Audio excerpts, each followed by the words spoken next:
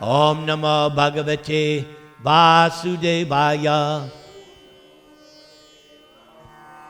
Om Namo Bhagavate Vasudevaya. Om Namo Bhagavate Vasudevaya. So we begin with our usual invocation. Sri Narada Uvacha Srinvan Bhagavato Bhikshnam Avatara Katamritam Sradadhana Yata Kalam Upashanta Janavrata. A grihasta must associate again and again with saintly persons. With great respect, one must hear the nectar of the activities of the Supreme Lord and His incarnations, as these activities are described in Srimad Bhagavatam and other Puranas. So this opening verse, Narada is instructing Yudhishthira, after seeing the deliverance of Shishupal by the chakra, Sudarshan chakra of Krishna, there ensued a nice conversation between Yudhishthira and Narada. So this verse was one of the instructions. Narada gave many instructions to Yudhishthira. So here is our invocation, why we attend this class. That we must, with great respect, hear the nectar of the activities of the Supreme Lord and His incarnations. That is what is Srimad Bhagavatam. And of course, as soon as you mention the incarnations of the Lord, then automatically there has to be devotees.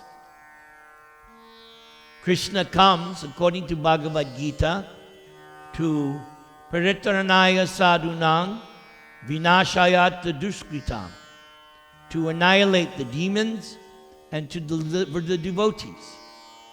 So the Lord is always in the association of devotees. This conception of God alone, that's not good.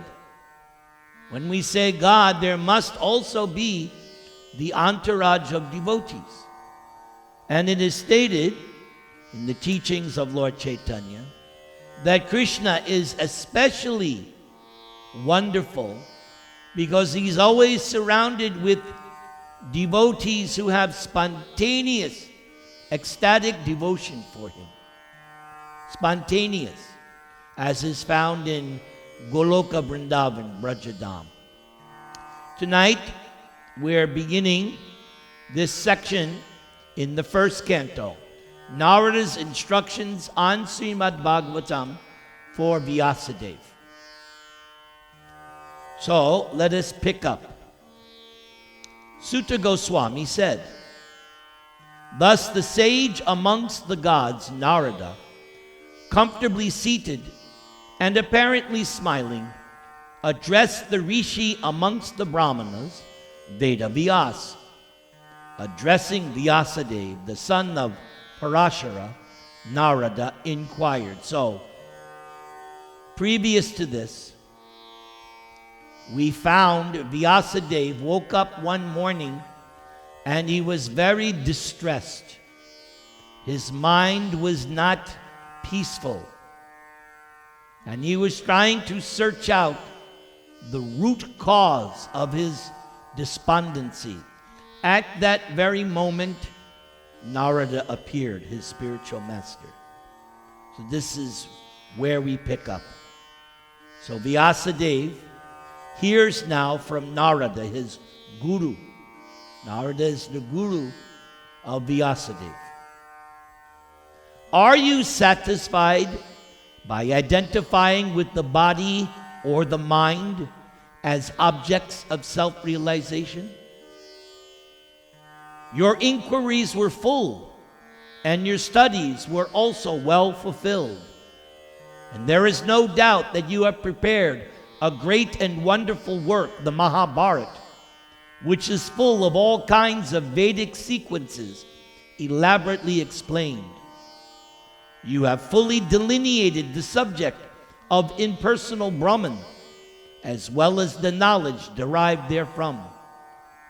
Why should you be despondent in spite of all this, thinking that you are undone, my dear Prabhu?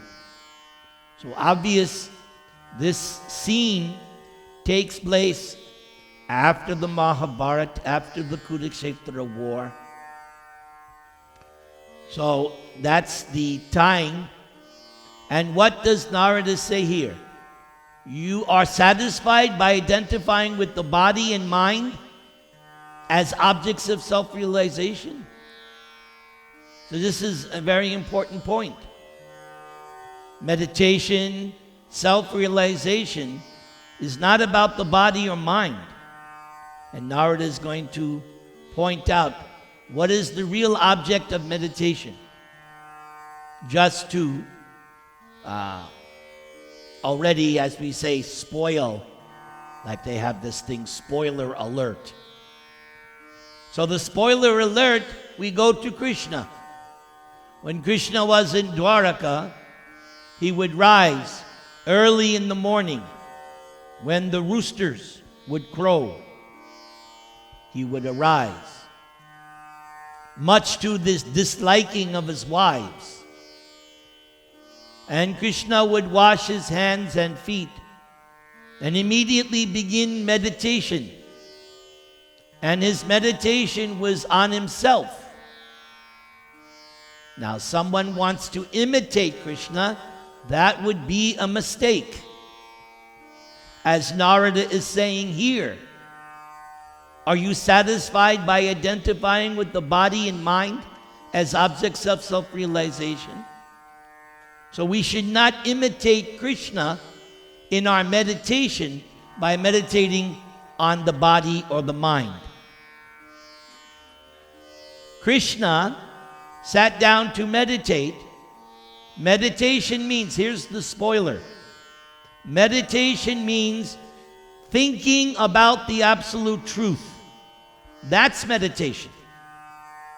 In the case of Krishna, he is the absolute truth.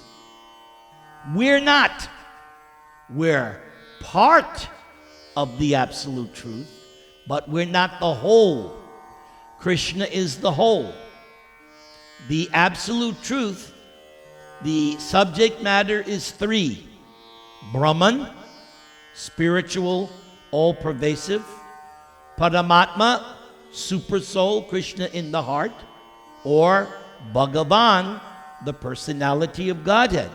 That's meditation. Not the body or mind.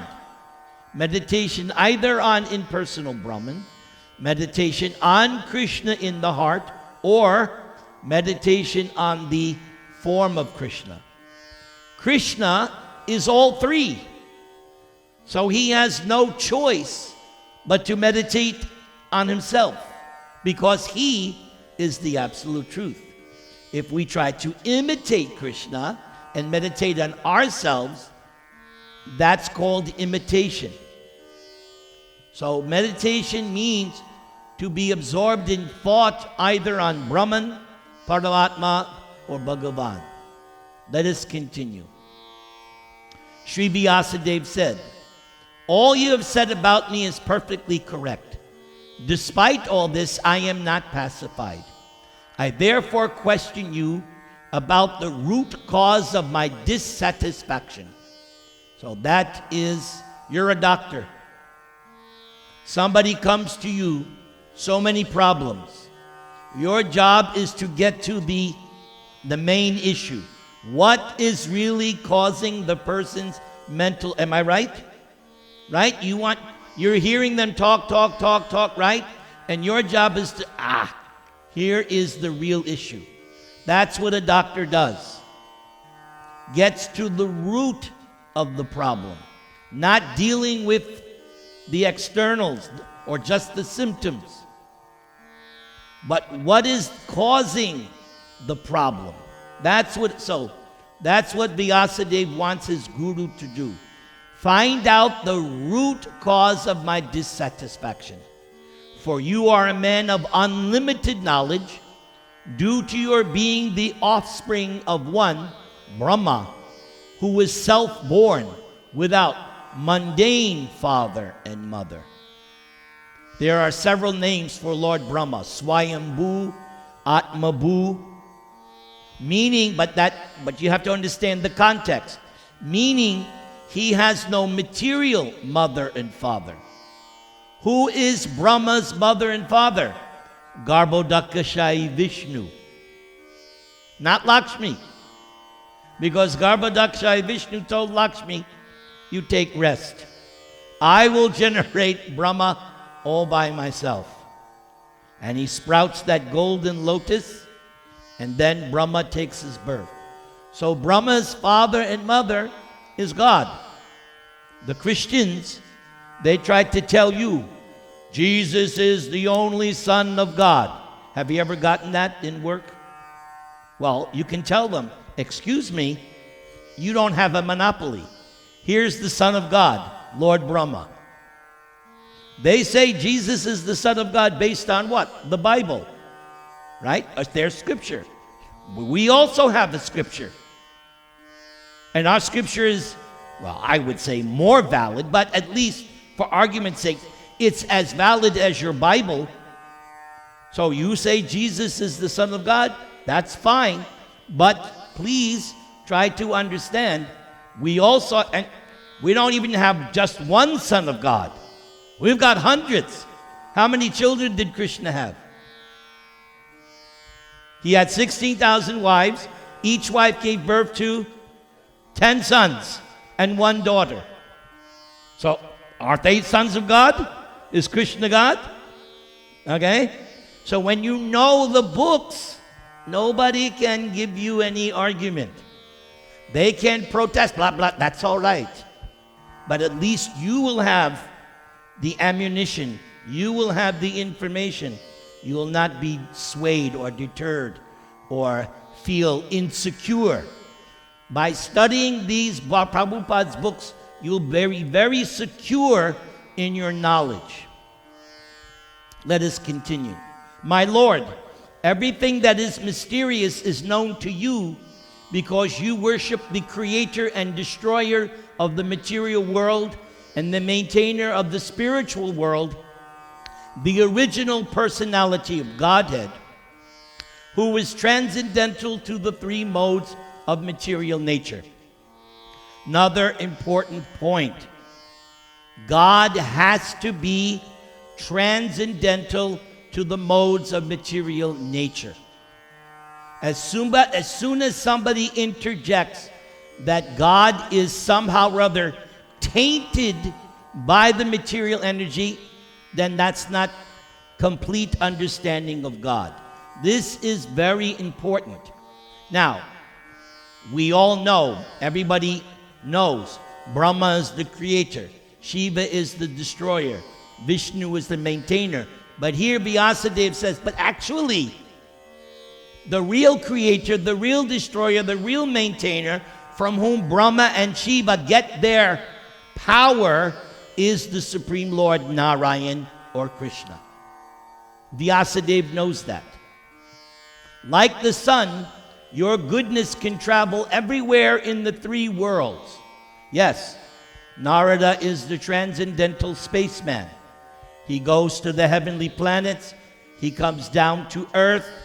He goes to the lower planets. He comes into Krishna Leela. Narada is always there, interacting. I would love to be in the position of Narada. Narada just plays his veena, off he goes.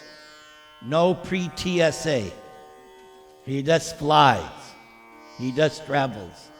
Nothing to worry about. What a benediction he got. Like the sun, your goodness can travel everywhere in the 3 worlds. And like the air, you can penetrate the internal region of everyone. Yes, a powerful spiritual master is able to penetrate. Why do you think hundreds, thousands of Westerners accepted Prabhupada? Because he was able to penetrate their hearts because of his spiritual potency. I have personal, direct experience how Prabhupada entered into my heart. So that is a great devotee. A great devotee is somebody, their influence is able to really touch somebody. Okay. Please therefore find out the deficiency in me, despite my being absorbed in transcendence under disciplinary regulations and vows. Yes, prior to this, what had Vyasadeva done? He had taken the one Veda, broken it out into 4 divisions. Why? To make it easily understandable. He compiled 108 Upanishads, which describes the absolute truth. He composed the other Puranas. He composed as it says here, the Mahabharata. And what is the most important section of the Mahabharata? Bhagavad Gita. All right? And he also compiled the Vedanta Sutra, which was like a literary masterpiece. So he had done great things, but still dissatisfied. All right, we take our first break. Everybody chant the Maha Mantra.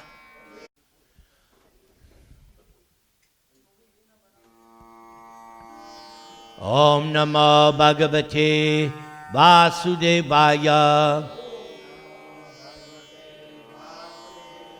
Om Namo Bhagavate Vasudevaya. Om Namo Bhagavate Vasudevaya. Welcome everybody, welcome. We're studying Srimad Bhagavatam. This is the section where Narada begins to give instructions to Vyasadeva on compiling Srimad Bhagavatam. So we're picking up now in the section where we have the shlokas. Please repeat. Sri Narada Uvacha Bhavatanudita Prayam Yasho Bhagavato Malam Yene Bhavasau Na Tusyeta Manyeta Darshanam Kilam. Sri Narada said, you have not actually broadcast the sublime and spotless glories of the personality of Godhead. That philosophy, which does not satisfy the transcendental senses of the Lord, is considered worthless. So here is the root cause of Vyasadeva's despondency. Although he had, as I just explained, compiled the 4 Vedas, Puranas, Itihasas, Mahabharata, Upanishads, even though he had done all that, the thing that he forgot to do or neglected to do was properly glorify Krishna and his devotees. In the Mahabharata, Krishna is there, but he's not prominent. Most prominent is the Pandavas and the Kauravas. Krishna comes in and out. Srimad Bhagavatam is going to be different. You have not actually broadcast the sublime and spotless glory, so he wants Vyasadeva to compile everything about Krishna, his devotees, Krishna's incarnations. That is what is found in the 12 cantos of Bhagavatam. In 9 cantos, he explains what it means by this word, Krishna. Takes 9 cantos. Then in the 10th canto, we get to Janma Karma Chame Divyam. Krishna's birth and activities. But before that is properly understood, you have to understand what we mean by Krishna. All of his different incarnations and devotees. That's what the first 9 cantos. Then in 10th canto, now you're ready. Now you're ready to, now you understand what is Krishna. Please repeat. Yata dharma dayaschartha muni varyanu kirtita nattata vasudevasya mahimahi anuvarnita. Although great sage, you have very broadly described the 4 principles, beginning with religious performances. You have not described the glories of the Supreme Personality. Everybody say? Yes. Vasudeva has 2 meanings. One, son of Vasudeva. Right? The 8th son of Vasudeva. And who was the 9th child? Subhadra was the 9th child. First 6 sons, what happened to the first 6 sons? Kamsa killed them. Who was the 7th? Balaram. But he was mysteriously transferred from Devaki to who? Rohini. Then the 8th was Krishna, the 9th Subhadra. So, that is one meaning of Vasudeva. The other meaning of Vasudeva, he who is all pervasive. He's in your heart. He's within every atom. That is another meaning of Vasudeva. Same as the word Vishnu has the same meaning. All pervasive. The 4 principles, you all know this. Dharma, Artha, Kama, Moksha. That's Hindu religion. Religiosity, which gives you economic development. With that, what do? Enjoy your senses. And then when you get satisfied or frustrated, you want moksha, you want deliverance. That's the whole Hindu scheme. Dharma, Artha, Kama, Moksha. But here Narada is saying, that's all right. This is more important. This is more important. The glories of Vasudeva is more important than Dharma, Artha, Kama, Moksha. Or as Lord Chaitanya says, Prema Pumarto Mahan. Panchama Purusha Artha. Those 4 things, Dharma, Artha, Kama, Moksha, are called Purusha Arthas, the goal of a person or a human being. Artha, the goal. Purusha, the person. But Lord Chaitanya says there's a 5th Panchama Purusha Artha. What is that? Love of God. That was Lord Chaitanya's preaching. That is what he introduced. Yes, beyond liberation. I was speaking about this recently. Again, our friends, our Christian brothers, they'll come up to you and say, I'm sure you boys been into that. Are you saved? Have you ever met those kinds of people? They come up to you, are you saved? Especially if you're on Harinam. All of a sudden now, they come out. If you went to the movies, they wouldn't mind. But when you go out on Harinam, oh, now we got to start preaching. Are you saved? You're more than saved. You're beyond salvation. Why? You have love of God. Hopefully. Let us continue. Nayad vachas chitra padang harer yasho jagat pavitrang bhagranita karhyachit tadvayasam tirtam ushanti manasa Nayatra hangsa niramant yushikshaya.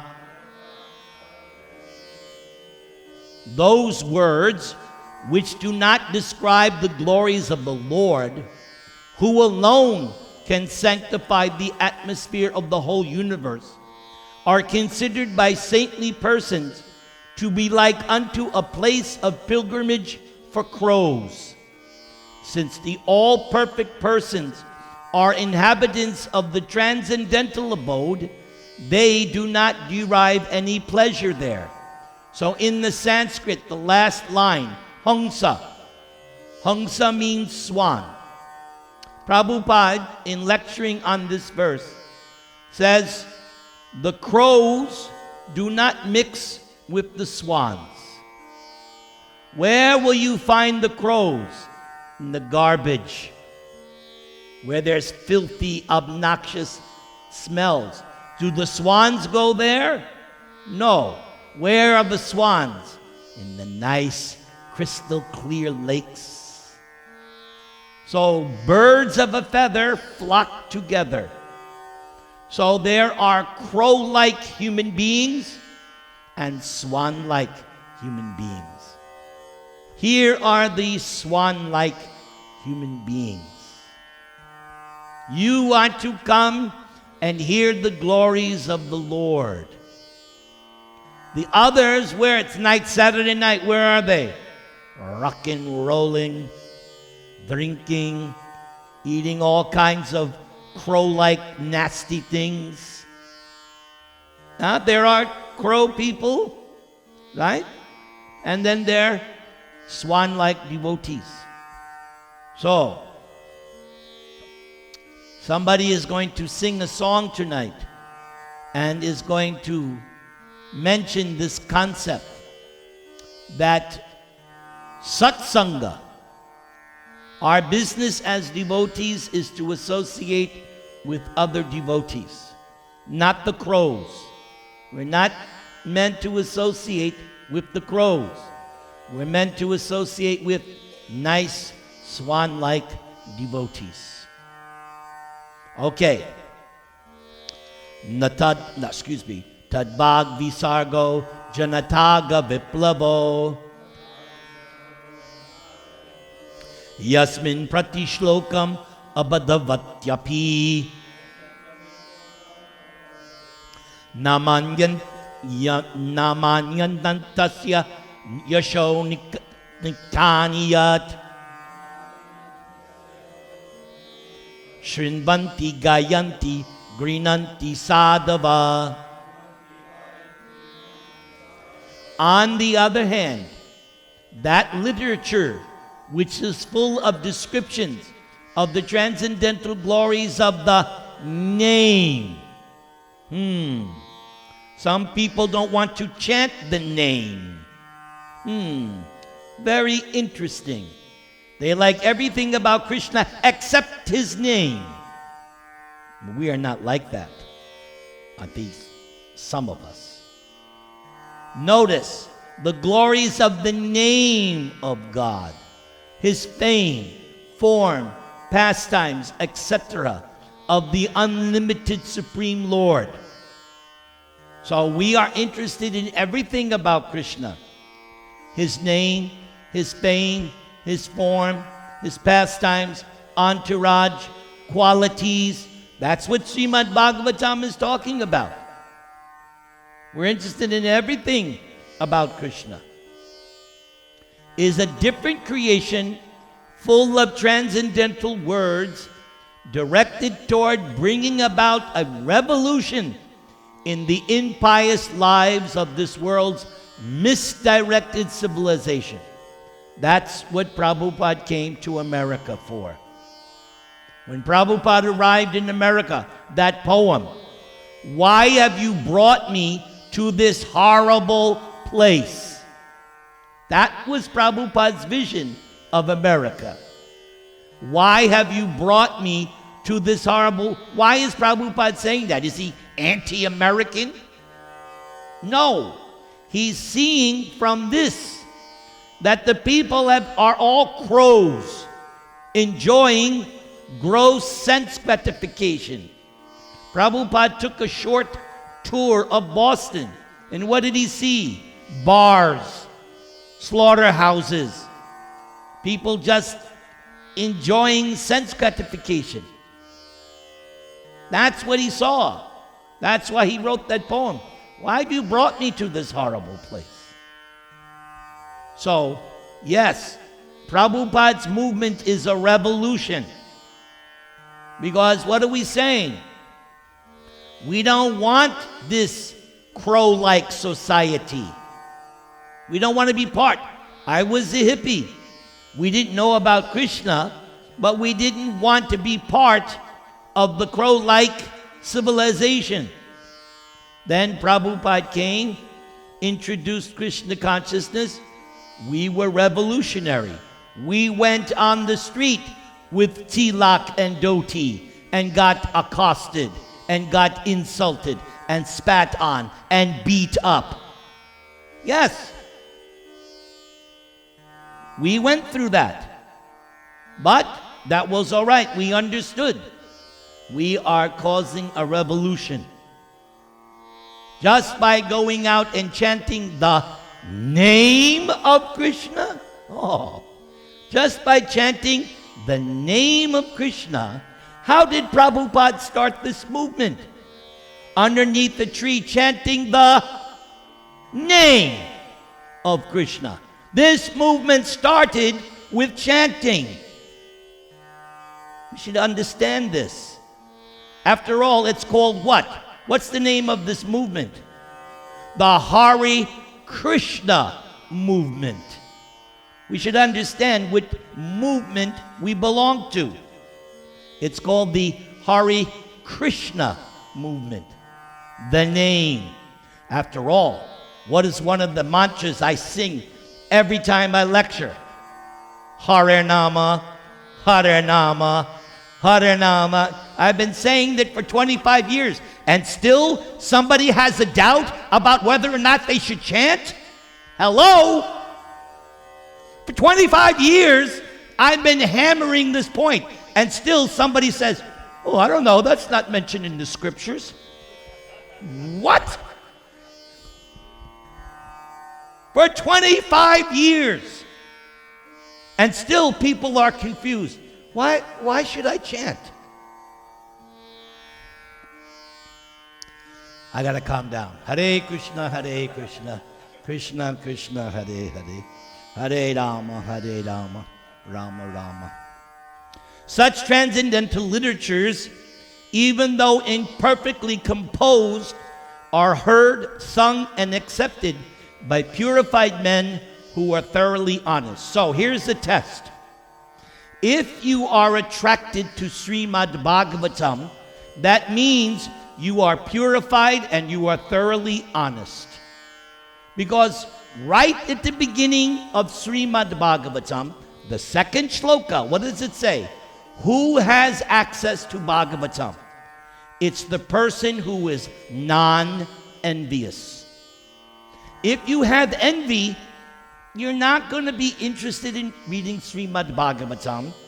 You're going to be interested in watching, what is that new show, Mandalaram, or some new show. Huh? You guys know. Right? They're not interested because there's still some envy. There's still envy. But when you're free from envy, then you are attracted to this Krishna Katha, the name, fame, form, pastimes, entourage, qualities, characteristics of Krishna. All right. Let's do one more. Naishkarmyam apyachuta bhava varjitam nashobhate jnanamalang niranjanam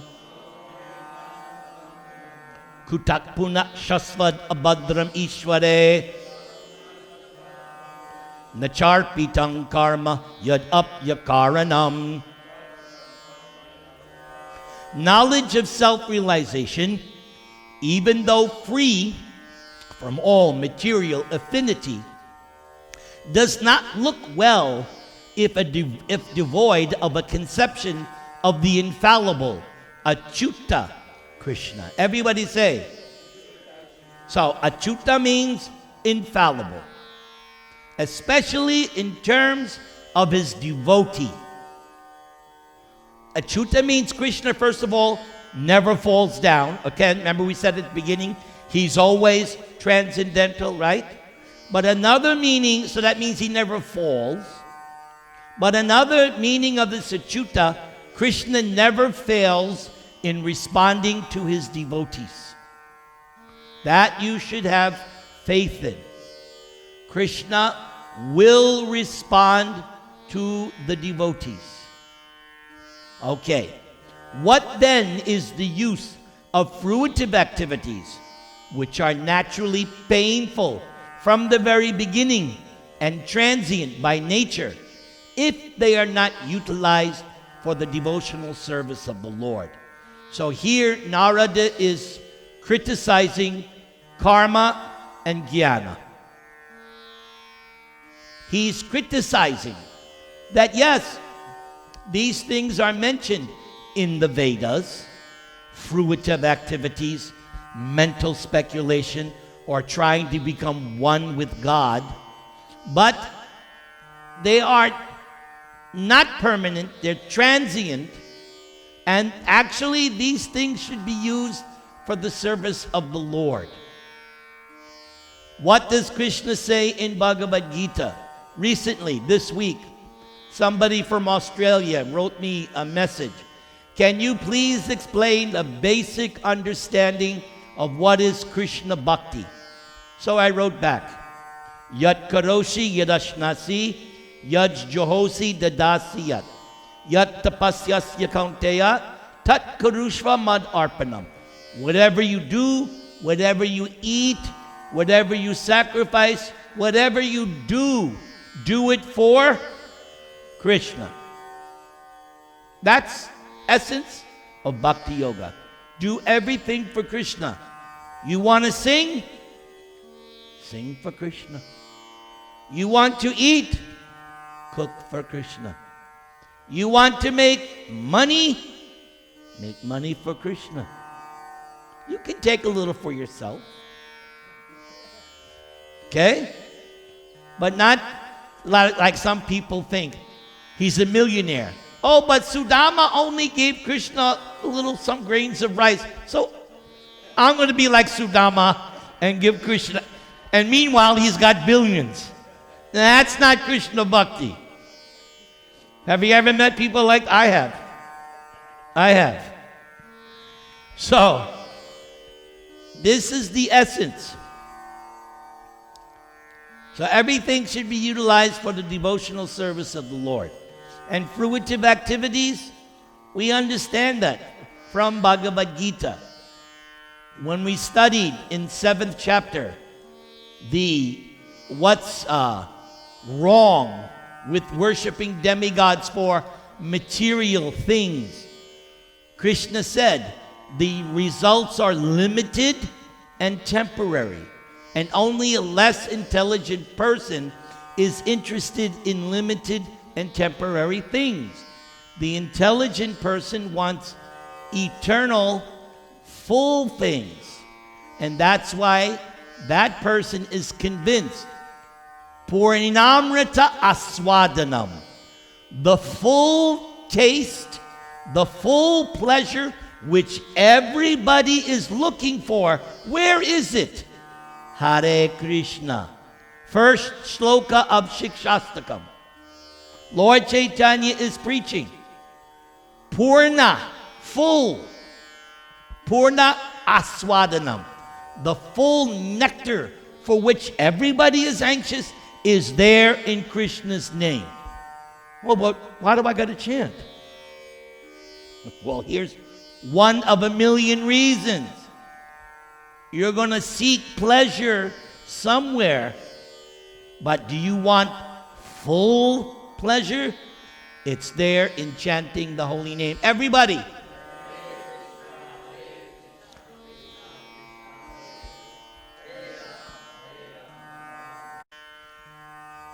Om Namo Bhagavate Vasudevaya.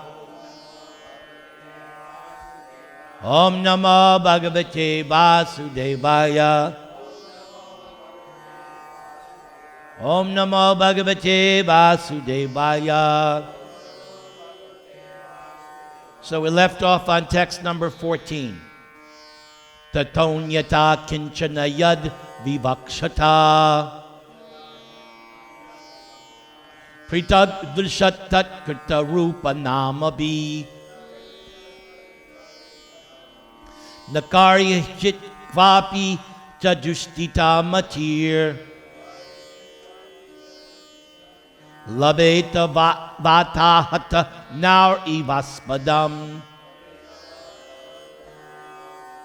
Whatever you desire to describe that is separate in vision from the Lord simply reacts with different forms, names, and results to agitate the mind as the wind agitates a boat which has no resting place.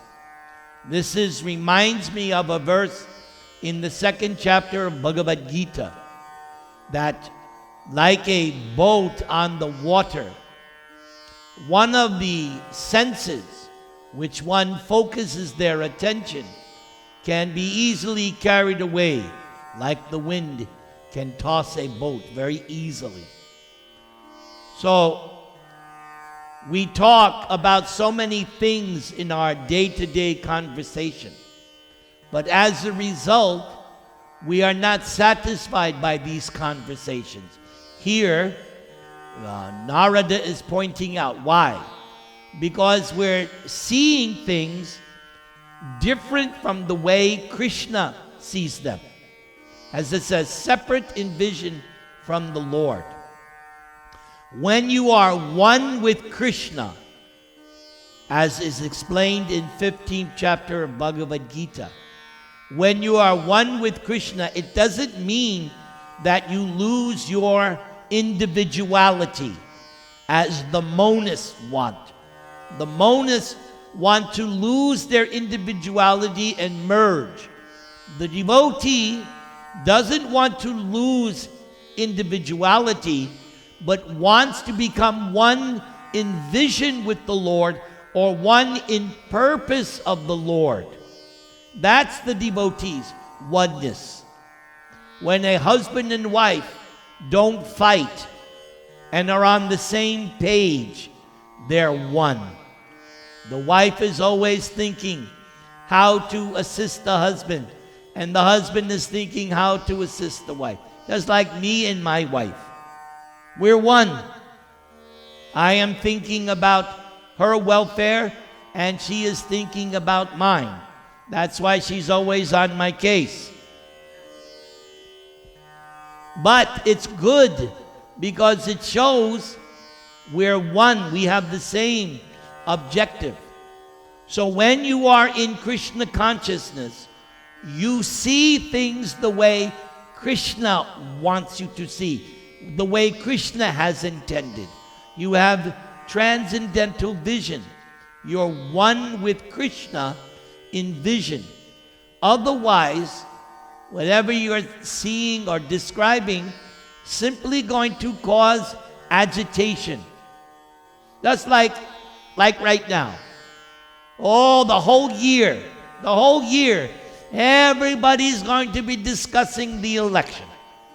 And everyone will be arguing.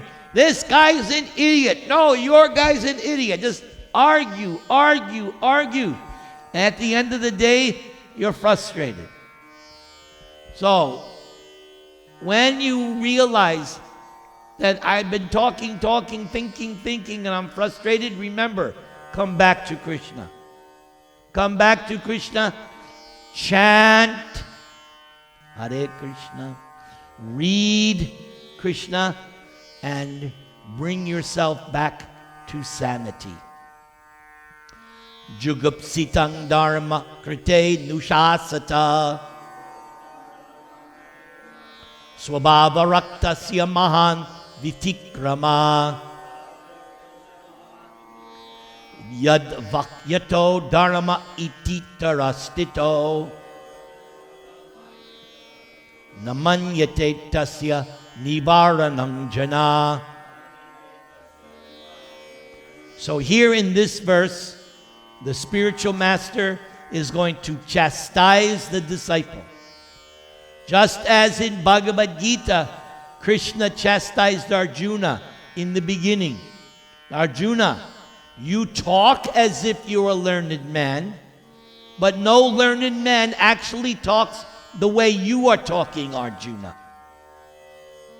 Because Arjuna didn't want to do his prescribed duty. And Krishna was not happy with that. And said, you think you're talking like you know what is what, but you don't. In the same way now, even though Vyasadeva is incarnation of God, the Guru is going to chastise him. Just as Lord Chaitanya's Guru chastised him. Yes, Lord Chaitanya is God, and his Guru said, you're a fool. Did Lord Chaitanya protest? No. He said, you're right. Oh, and that reminds me. What did Lord Chaitanya's Guru tell him to do and what not to do? He said, don't read Vedanta Sutra. Just what? What? Chant what? Oh, and it's not mentioned in the scriptures? What, we don't accept Lord Chaitanya now? He's no longer an authority? Oh, that's Lord Chaitanya. Well, we accept Lord Chaitanya. And his Guru told him, don't waste your time reading. Just chant Hare Krishna. What, that's not good enough for you? You can't chant? Oh, I know what somebody's going to say. Oh, we shouldn't imitate Lord Chaitanya. That's what somebody would say. No, you should imitate Lord Chaitanya. Because what did Lord Chaitanya say? Satatam kirtayanto sadahari. No, Bhagavad Gita, Krishna says, Satatam kirtayanto mam. Oh, it's even there in Bhagavad Gita. Kirtayanta. What does kirtayanta mean? Just glorify? What is kirtan? Is kirtan singing? No? Oh, you sure now? No, kirtan means to describe, to sing, to glorify, to chant. That's kirtan. So Krishna says, how much should you do kirtan? Satatam. It's right there, 9th chapter of Bhagavad Gita. I guess that sloka somebody forgot. Krishna says right there, Satatam kirtayanto mam. Always chanting my glories. But that doesn't mean Krishna's name. We can talk about Krishna other things, but not his name. No. Name, fame, form, pastimes, entourage, paraphernalia, characteristics. We chant everything about Krishna. And Lord Chaitanya brought this process. He wants everyone to chant. Everybody. He gave it to everybody to chant. That's the Hare Krishna movement. All right. Here is Vyasadeva getting chastised by Narada. The people in general are naturally inclined to enjoy. You agree with that? Everybody you know, even yourself? We all want to enjoy. I want to enjoy. Yeah, we all do. So the people in generally are naturally inclined to enjoy. And you have encouraged them in that way in the name of religion. And that was condemned right at the beginning of Bhagavatam. Second shloka. That Bhagavatam kicks out what? Kaitava Dharma. Cheating religion. This is cheating religion. Encouraging people to enjoy material sense gratification under the guise of religion, as if there's nothing else. Same thing Krishna said in 2nd chapter of Bhagavad Gita. There are those supposed followers of the Vedas who study the Vedas for what purpose? to go to the heavenly planets, as if that's it. That's it, no more. And therefore Krishna told Arjuna, no, you should rise above that. That's a material conception. So here, Vyasadeva 7, you have encouraged the people to enjoy, thinking now we are proper religious people, and the whole goal of religion is to enjoy. Just like Trump has this woman Christian minister as his leader, his you could say his guru. And what's her philosophy? Her philosophy is called prosperity religion. Very attractive. Her whole shtick is, you follow me, you follow Jesus, and you will become rich. Who wouldn't want to join that? Hey, sign me up. But that's what's going on. It's called prosperity religion. But Bhagavatam kicks on that, rejects it, kaitava. That's not the goal of religion. The goal of religion is not to move from Downey to Yorba Linda. Or I'll give you a better example. The goal of religion is not to move from South Central LA to Beverly Hills. That's not the goal of religion. Oh, I'm very religious because now I live in a 20,000 square foot house.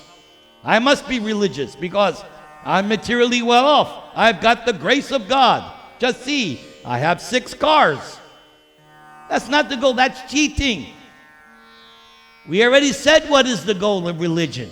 Love of God. Beyond liberation. Look, he says here, this is verily condemned. Narada condemns this cheating, materialistic religion. This is verily condemned and quite unreasonable. Because they are guided under your instructions, they will accept such activities in the name of religion and will hardly care for prohibitions. That's why Prabhupada did not want cheap disciples. Prabhupada could have had trillions of disciples. I could have started a movement, the Narada movement. No rules, just take prasad. I would be the biggest guru in the world. Yes, I would have that one Rajneesh had 95 Rolls Royces, right? In Oregon, I think. I would have 108. I'd be on the cover of, Trump would invite me. Yes, just take prasad. No rules, no regulations. Do whatever you want. Just eat. Just eat. What a religion. Narantara Dharma. Itanam eva kevalam. Yes. But that would be cheating. That would be biggest rascaldom. There has to be prohibitions. That's why, minimum, no intoxication, no illicit sex, no meat eating, no minimum prohibitions. That just qualifies you to be civilized. If you're not following these 4 regulatory principles, according to Bhagavatam, you're not even called civilized. You're a 2-legged animal. Yes, I'm preaching strong tonight. I'm sorry. Krishna Kumar got me fired up. Blame him. That's Krishna Kumar's fault. He agitated me. He's like, okay.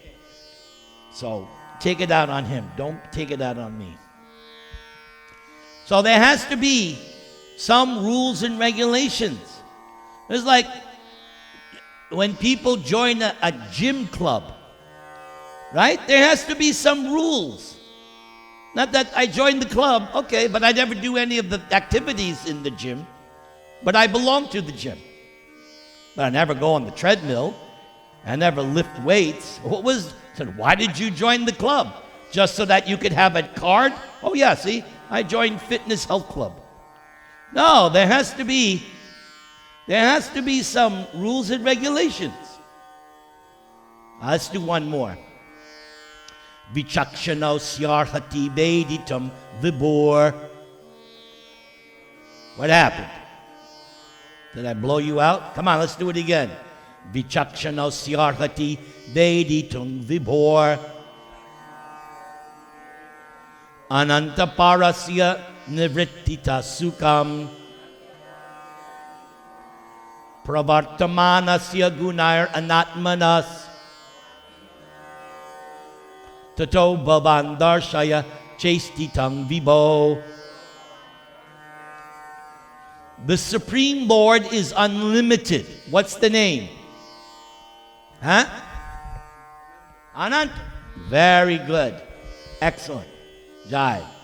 Only a very expert personality, retired from the activities of material happiness, deserves to understand this knowledge of spiritual values. As I've said many times, you can't, it's like a balance. If you want to actually approach the spiritual plane, the materialistic aspect has to go down. The materialistic fever has to come down. What's the materialistic fever? More. There's no end to it. I want more cars. I want more wives. I want more, bigger, better, faster. I must get the new iPhone before anybody else has it. That's the materialistic. More. But are they ever satisfied? No. Never satisfied. But they want more and more and more. So that has to be given up if you want to actually understand God.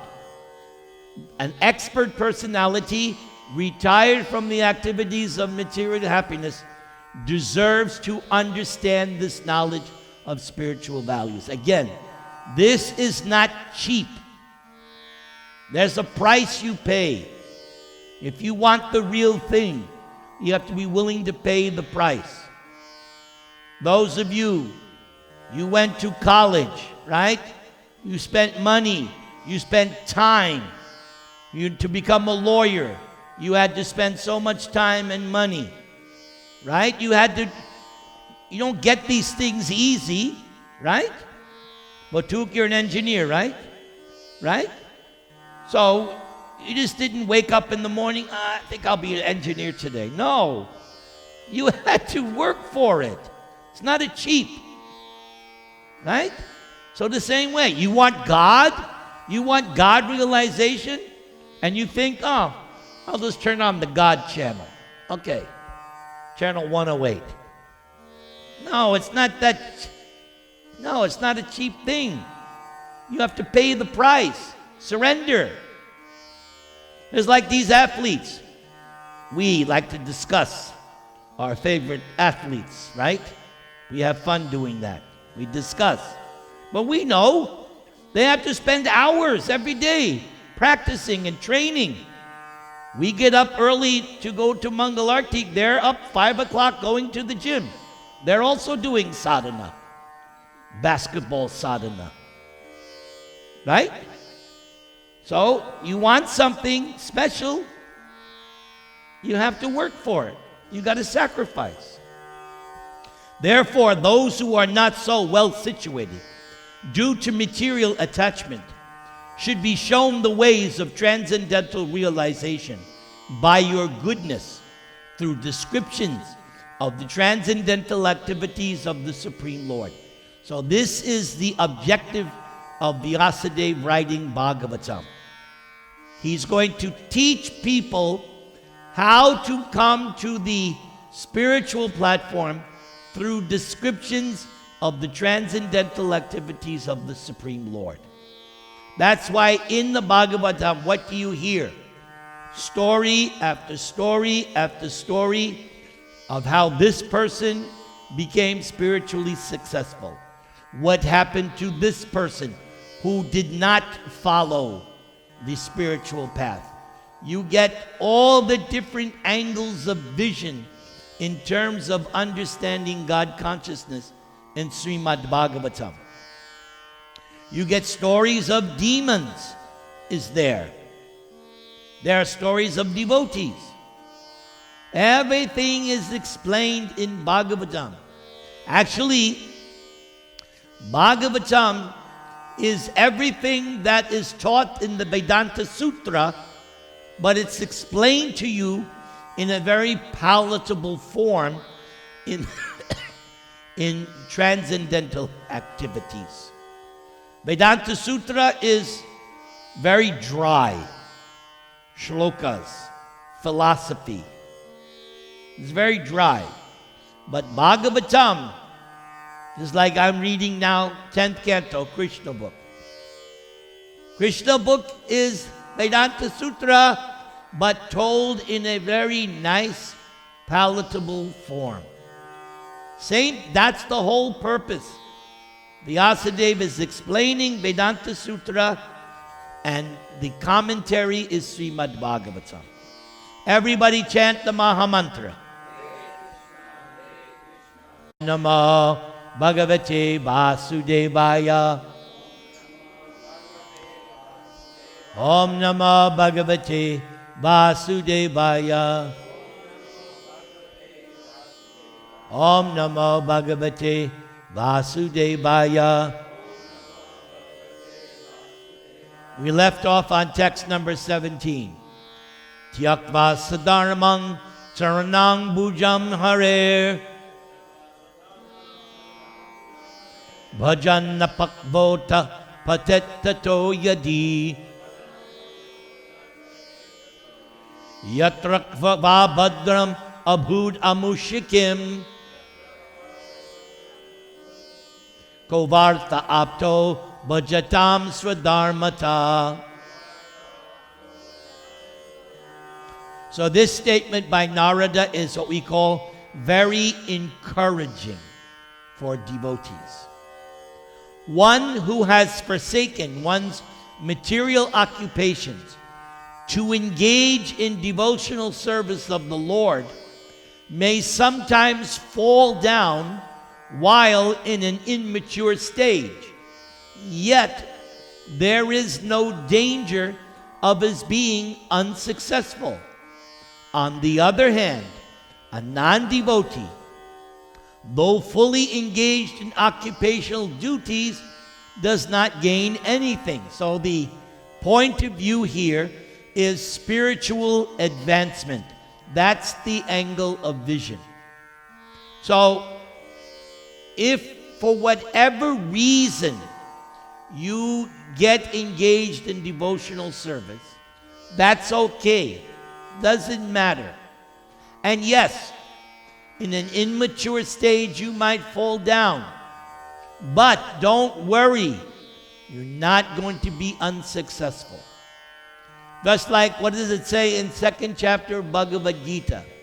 Nehabhikrama nashosti pratyavayo na vidyate swalpam apyasya dharmasya trayate mahato bayat.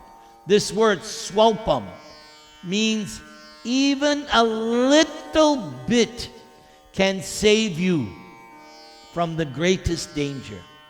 The greatest danger is going back down into the evolutionary cycle.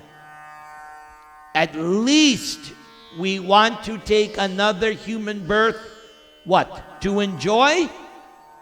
No, to continue our devotional progress.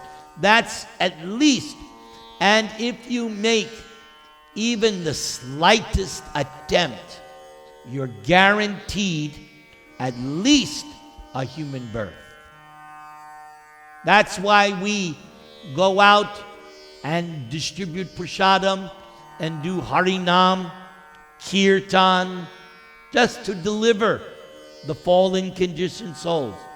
Why does the LA temple spend over $100,000 to put on Rath Yatra? It's just to benedict the fallen conditioned souls. They see Jagannath, they get benedicted. They hear the kirtan, they get benedicted. Yes, they hear the kirtan, or they get the books, Prabhupada's books, especially Bhagavad Gita. Yes, they get benedicted. So, any little thing you can do, that's okay. You're going to come out successful. All right, next verse. Tasyai baheto prayateta kovido nalabyate yad brahmatam uparyada talabyate dukavad anyata sukam kalena sarvatra gabira rangasa. Persons who are actually intelligent and philosophically inclined should endeavor only for that purposeful end which is not obtainable even by wandering from the topmost material planet, Brahmaloka, down to the lowest material planet, Patala. As far as happiness derived from sense enjoyment is concerned, it can be obtained automatically in course of time, just as in course of time we obtain miseries even though we do not desire them. Prabhupada is very clear that even you make no endeavor to improve yourself materially, whatever you're destined to materially enjoy, you're going to get it. And the teaching of Bhagavatam is, whatever you're destined to materially enjoy, you cannot increase it. And whatever materially you're due to suffer, you cannot change that either. It's already set. There it is. The astrologer will look and tell you. So, Narada's point is, don't waste your time pursuing something that's impossible. You are destined to enjoy so much material, and you are destined to enjoy and suffer so much as well. Nothing you can do about it. So Narada's point is, endeavor for that which is not obtainable in this material world, meaning endeavor for spiritual life, Krishna consciousness. That changes everything. Yes, because we learned from the Brahma Samhita that if you engage in devotional service, Krishna consciousness, you minimize your material suffering. That's the only. What does Krishna say in chapter 7 of Bhagavad Gita? He says, Mam eveye prapadyate mayam etang tarantite. This material nature is insurmountable. The only way to cross over is what? What should I do here, Ron? Surrender, right? Your big thing. Surrender to Krishna, right? That's what you preach. You haven't changed, have you? Right? You still preach surrender to Krishna. So that's the only way to cross over your allotted material suffering and enjoyment. That's the only way. There's no other option. Materially, no. Whatever you're destined. But if you want to really make progress, Hare Nama Eva Kevalam. Oh, there is no other way. There is no other way. There is no other way. Nastyeva, Nastyeva, Nastyeva. But are you convinced? That is the question. I'm convinced. I don't know about you. If you want to really make progress, then this verse is saying, Hare Nama, the holy name of Hari. Hari. Hari. I'm waiting.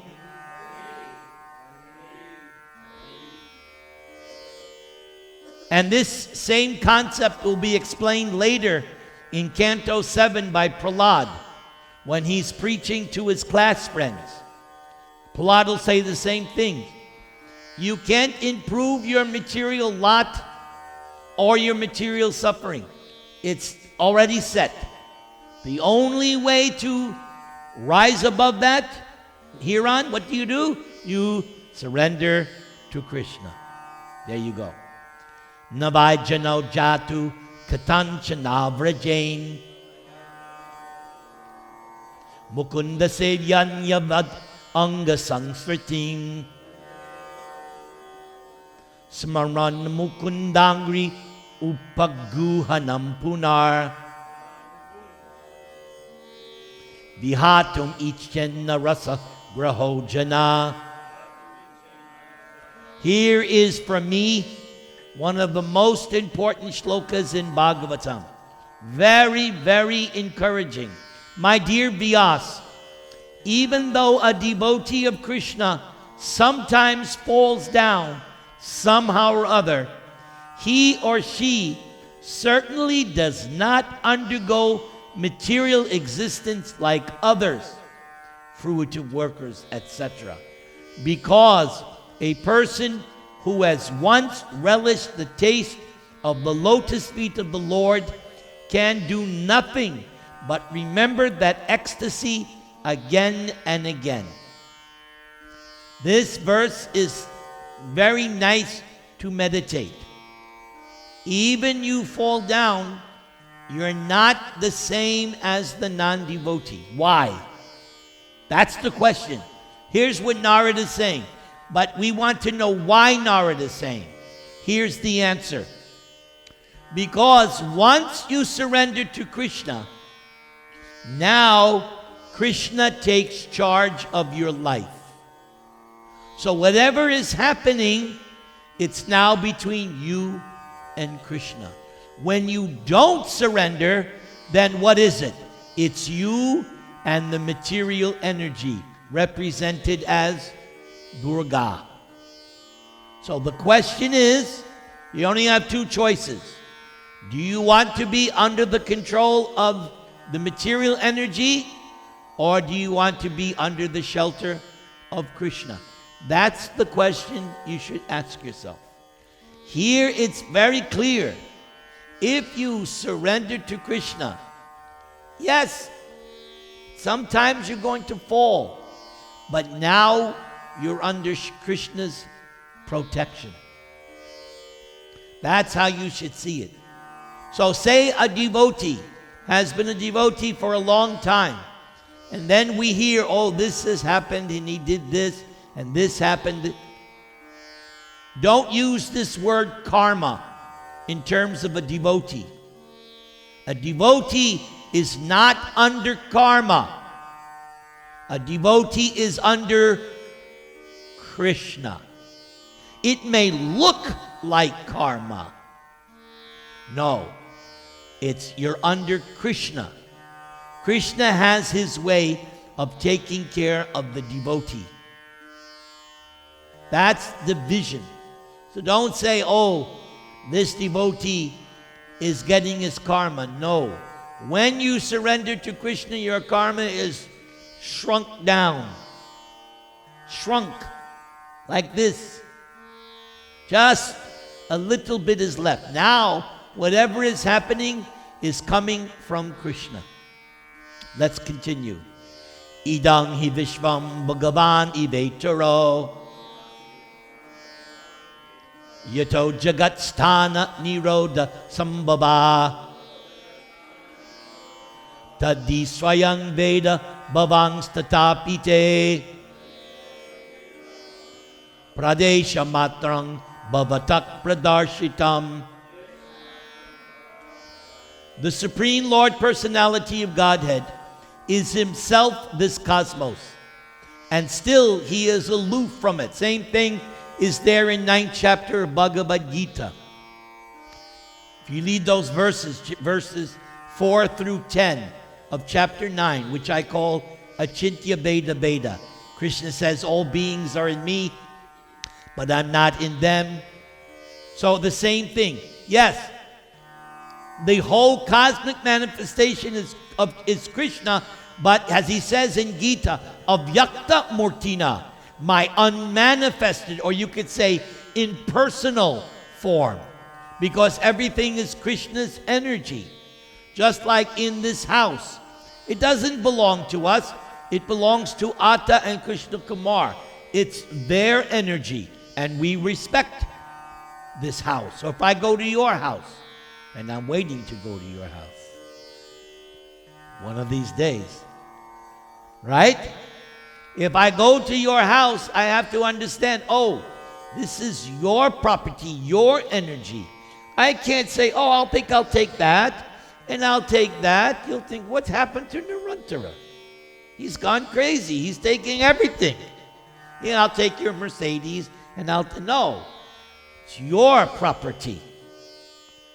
So the devotee sees everything is Krishna's energy. From him only has this cosmic manifestation emanated. In him it rests, and unto him it enters after annihilation. So this is the absolute truth. Everything comes from Krishna, everything rests on Krishna, and at the end, everything enters into Mahavishnu. Unless you go back to Godhead, then you enter Krishna's spiritual kingdom. And what will you do there in Krishna's abode? Certainly, you'll help take care of cows. Certainly, you'll play with Krishna. And certainly, you will chant Krishna's glories in Krishna's abode. What do you think? Do you think they don't chant in the spiritual? No, Prabhu. There's no chanting in the spiritual. Hello? Come on. They're constantly glorifying Krishna in the spiritual world. Constantly. As well as doing everything. They're doing all kinds of things. Taking care of the cows, cooking, cleaning, working, and at the same time, chanting the glories of Krishna. The gopis, we read that in 10th canto. The gopis were always remembering Krishna, glorifying Krishna, describing Krishna, chanting Krishna. They were doing all that. Okay, we have a few more verses. From Atmanatmanam Avehyamo Gadrik Parasya Pungsa Paramatmanakalam Ajang Prajatam Jagata Shivayatan Mahanubhavabhyo Dayo Ganyatam. Your goodness has perfect vision. You yourself can know the super soul personality of Godhead because you are present as the plenary portion of the Lord. Narada is acknowledging Vyasadeva, you are the plenary portion of the Lord. Plenary means full portion. He's not the complete, but he's a full portion of the Lord. Although you are birthless, you have appeared on this earth for the well-being of all people. That's why we do that Guru Purnima every year. We worship Vyasadeva because he appeared for the benefit of everyone. Please therefore describe the transcendental pastimes of the Supreme Personality of Godhead, Sri Krishna, more vividly, as I explained in the beginning. Yes, Krishna is there in the other Puranas. He's there in the Mahabharata, but not properly situated as he is in Bhagavatam. 90 chapters, all about Janma Karma Chame Divyam. 10th canto is the biggest canto of the 12 cantos. 90 chapters, all about Krishna, whom we should surrender to. You agree? Everyone should surrender to Krishna? Trump, should he surrender to Krishna? Good. Idang hi pungsas tapasat srutasya va svistasya shuktasya chabuddhidattayo Avichutarta kavibir nirupito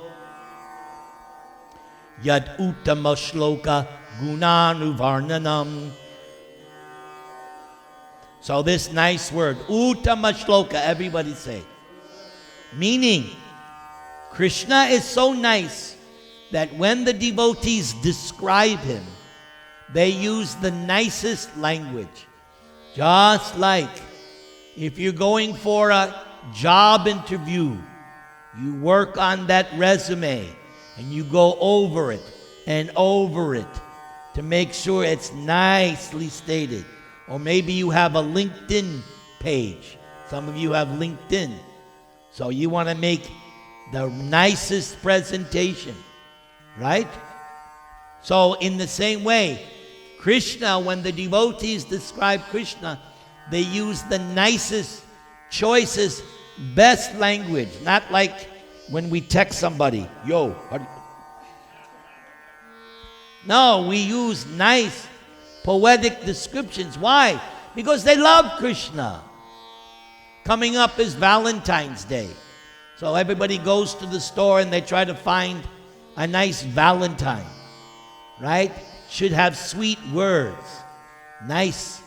So Krishna is our Valentine. Krishna is our Valentine. So Bhagavatam is that book which is making nice statements. Learned circles have positively concluded that the infallible purpose of the advancement of knowledge, namely austerities. So here is knowledge, according to Narada. What is the advancement of knowledge? Austerities, such as Ekadasi. Remember, that's an austerity. You're doing it to please. Nobody likes to do Ekadasi. I don't like Ekadasi. When the Ekadasi comes, I go, oh man. Or when it's Janmashtami, right? Oh my God, it's only 1 o'clock. Jeez. Nobody likes austerities, but we do it to please Krishna. So here's the advancement of knowledge. Austerity, study of the Vedas. Oh, hereon, if I wanted one book that encapsulated all the Vedas, what would it be? Jai Bhagavad Gita. Right. Sacrifice. Oh, Nimai Charan. What's the recommended sacrifice in the age of Kali? Huh? Kirtan? What is kirtan? What does it mean? Chanting what?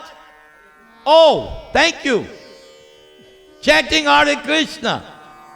That's the recommended sacrifice. And it's not mentioned in the scriptures? Hello? Sankirtanaya what is that? Yagyai Sankirtana Prayar Yajantihi Subedasa. Who will do this Sankirtan? Sumedasa. People who have a brain. They will do the chanting. Sumedasa. Right there in Bhagavatam. Chanting of hymns and charity culminates in the transcendental descriptions of the Lord, who is defined in choice poetry. So yes, as I've said 1,000,000,000 times, and I will say to the day I die, we chant so that we can dive into Bhagavatam, and by diving into Bhagavatam, the proof that you've actually penetrated is that you become enthusiastic to chant. This is directly stated by Prabhupada. In order to become attached to chanting, you have to dive into Bhagavatam. That's why we do what we do. Thank you, and thank you. If I'm over the top, please forgive me. As I said, Krishna Kumar got me fired up when I got here. So I beg forgiveness if I was over the top. Vanchakalpatarubhyascha kripasindubhya evacha patitanang pavanebhyo vaishnavebhyo namo namaha. Let's have a nice kirtan